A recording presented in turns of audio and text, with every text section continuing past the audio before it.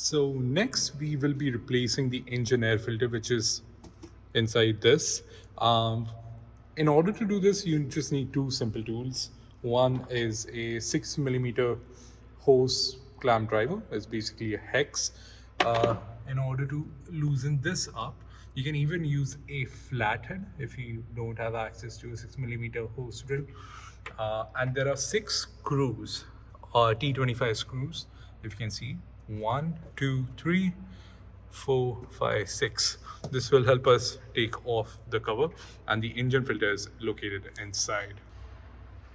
So we start by loosening the hose clamp. You basically use a 6 millimeter and fix it. You don't have to remove it all the way, just enough that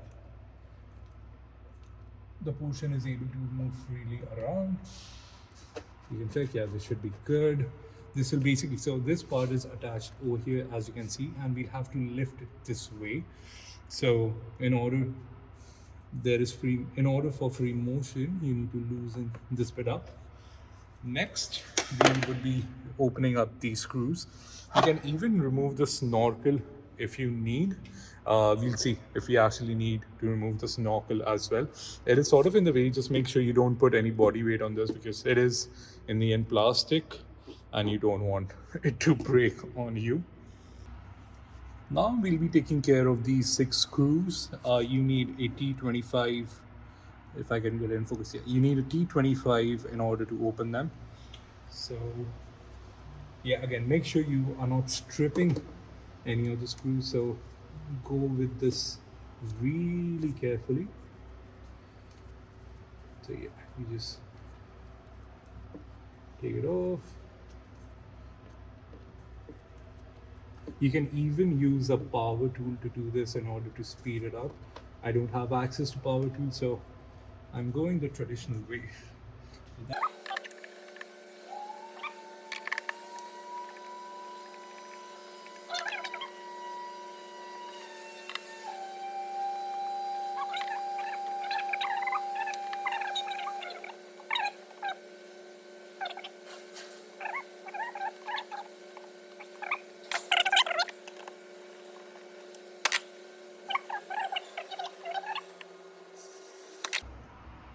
Yeah, now it's all the way out, and then you just lift the cover up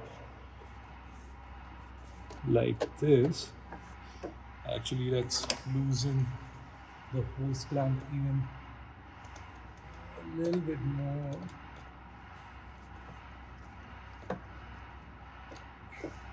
Again, you have to be really careful with these parts, because in the end these are plastic, so it becomes brittle over time and you don't want to break them.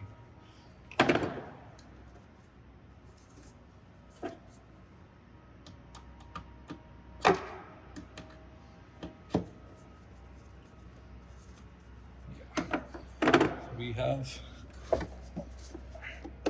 all the screws out.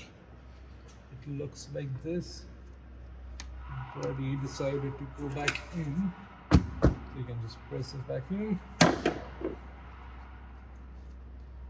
pull this.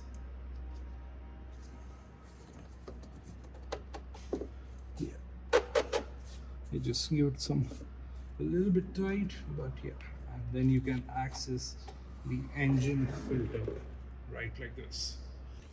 So you can actually see the difference. This is the old one, this is the new one, how dirty it has gotten. I replaced this about 25,000 miles ago. So yeah, this is like all dust, and that's why. And this is the main air intake for the engine. So you need to make sure this is not obstructed at all. So yeah, and this is one of the most neglected parts, I believe, in while maintaining your car yourself, because it's an engine, it's connected to the engine, so people tend to leave it as is in order to like not break it, mess around with it or something. But yeah, as you can see, this is so dirty, and this is the brand new, all new. So yeah, next we'll be putting this back in, putting it down and screwing it back up. So there's not much to it. It's unidirectional anyway. So the orange seal that you see is gonna sit up, and then you have to just slide it in.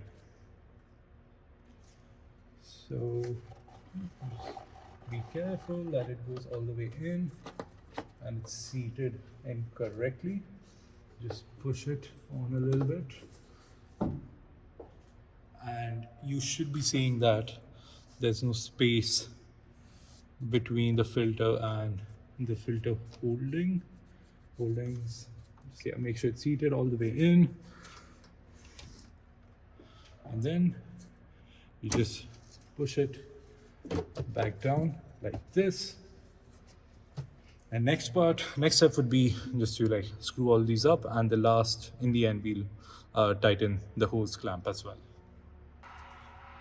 Now that we have it already in, it's just about putting back all the screws.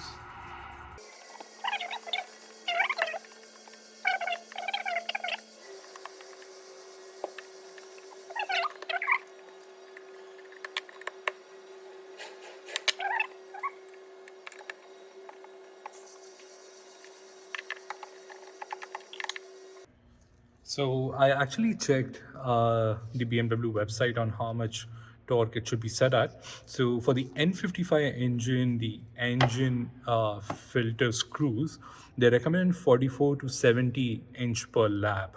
So we're going to go ahead and set it around like 45 and then tighten the screws further.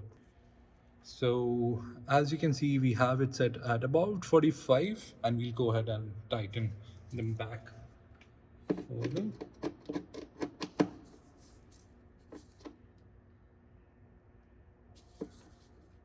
Yeah, this should be good.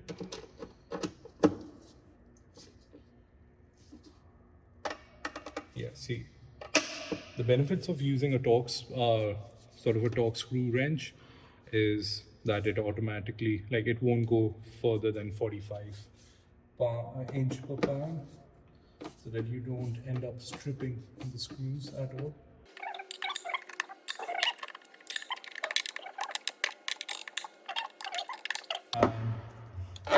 After you're done screwing it at the correct torque specifications, you can even check. Let me bring my torch for this.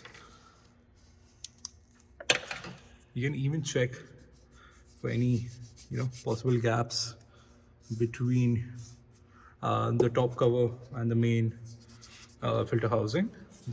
There shouldn't be any gaps. And similarly on this side as well, you can visibly inspect that. Okay, I'll have to keep the torch down for this. Try lifting this up. It's all done. The next would be retightening the hose clamp again with the 6mm. For the retightening, you can either use a torque wrench, but make sure you have a long enough length. I tried actually using this, but I don't have a long enough tool for it, so I'm gonna stick to the alternate, basically the same head but in sort of a screwdriver configuration. So we'll hold it at the back, align it, and then tighten it back in. So yeah, just go by feel.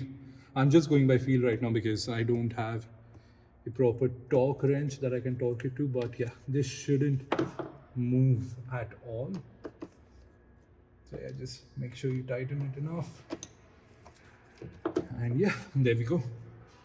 So yeah, now that we have all the screws tightened and the hose clamp also tightened, just make sure it's all set in. Some people also like to remove the snorkel, like I mentioned, just to get it out of the way, and so that there is enough, this particular housing has enough room to move around. But if you are careful, you can just keep this intact, because again, this is plastic and it can get brittle. So while taking this off, you might break the tabs on it.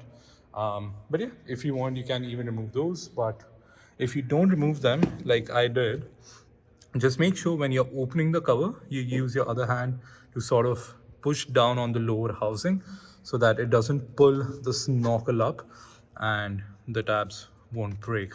So yeah. So this concludes the part of replacing the engine filter and the exterior cabin filter on the BMW X5, the N55 engine. So that's the end of the video. Thank you so much for watching all the way to the end. Just to recap, we replaced both the front and the back wipers, the interior cabin filter, the exterior cabin filter, and the engine filter. I'll be listing all the tools that I use down in the description, and I will also link to FCB Euro, where I got all my replacement parts from. Again, thank you so much for watching. Please make sure to like, share, and subscribe for more car videos. Thank you.